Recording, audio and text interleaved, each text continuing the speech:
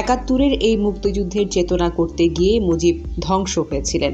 জিয়াউর রহমান তাই এই পথে হাঁটেননি, বরং আওয়ামী লীগ আর জামাত ইসলামকে রাজনীতির সুযোগ দিয়ে তিনি বিভেদটা মুছে ফেলার চেষ্টা করেছেন। ওই সময় হাজারো সমালোচনার পরেও তিনি সংবিধানে বিসমিল্লাহ প্রবর্তন করেছেন।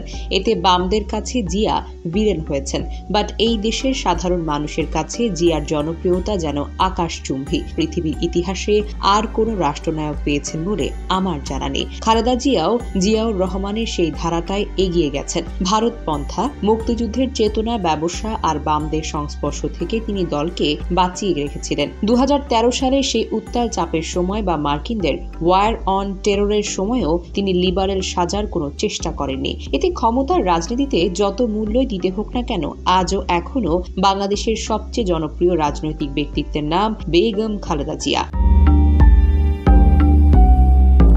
বামরা খালেদা জিয়াকে পছন্দ করেনি। খালেদা জিয়া প্রকাশ্যে শাহবাগের বিরোধিতা করেছিলেন, ভারতের বিরুদ্ধে কথা বলেছেন, প্রণব মুখার্জির মিটিংয়ে যাননি, এমনকি মুক্তিযুদ্ধের 30 লাখ শহীদ নিয়েও খালেদা জিয়া প্রশ্ন তুলেছেন। অর্থাৎ মুক্তিযুদ্ধের পপুলিস্ট বয়ানে খালেদা জিয়া রাননি। খালেদা মুক্তিযুদ্ধ নিয়ে কোনো ব্যবসাও করেনি। সে ব্যবসা করতে গিয়ে হাসিনার রাজনীতি শেষ হয়ে গেল। ব্যক্তিগতভাবে আমি মনে করি হাসিনার ফ্যাসিস্ট হয়ে ওঠার মূল অনুষঙ্গ হল শাহবাগ। বামরা যত বেশি মুক্তিযুদ্ধ নিয়ে থাকবে, যত বেশি মুক্তিযুদ্ধ নিয়ে আওয়ামী লীগদের ঘাড়ে সওয়ার হয়েছে, আওয়ামী লীগরা তত বেশি জনবিচ্ছিন্ন হয়েছে। প্রথম আলো, ডেইলি স্টার যার বন্ধু, বাংলাদেশের জনগণ তাকে ঘৃণা করতে 2 মিনিটও সময় নেয় না। তো খালেদার অবস্থান ছিল এই বামদের বিপরীত অবস্থানে। ফলে বাংলাদেশি মুসলমানদের একটা বিপুল সমর্থন বিএনপি পেয়েছে। বাংলাদেশের মুসলমানরা বিএনপিকে উইন করে।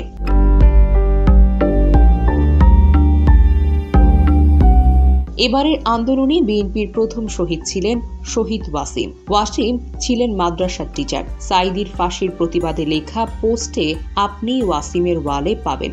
অর্থাৎ ওয়াসিম বাংলাদেশের বামদের বানানো মুক্তিযুদ্ধের চেতনায় বিলিভ করত না। খালেদা জিয়া এই ওয়াসিমের মতো হাজার হাজার বাংলাদেশি মুসলমানকে উইন করতেন, জিয়াউর রহমানও করতেন। বাট কুমিল্লাতে বিএনপি যে কাজটা করলো, যত বেশি এই কাজটা করবে প্রথম আলো বা বামরা হয়তো বিএনপির কাছাকাছি আসবে, বাট ওয়াসিমের মতো বাংলাদেশি মুসলমানরা দূরে সরে যাবে।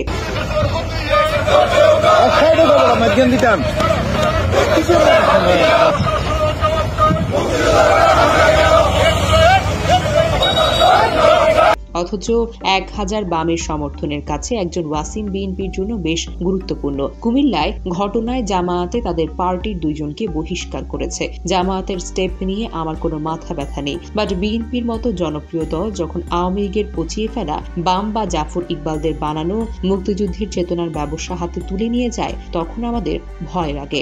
জিয়াউর রহমান আর খালেদা জিয়া সারাটা জীবন বামদের খপ্পর থেকে বিএনপিকে নিরাপদ দূরত্বে রাখতে পেরেছেন। মুক্তিযুদ্ধের রমরমা ব্যবসার সময়ও তারা খালেদা তথাকথিত মুক্তিযুদ্ধের চেতনায় কোনো ব্যবসা করেনি।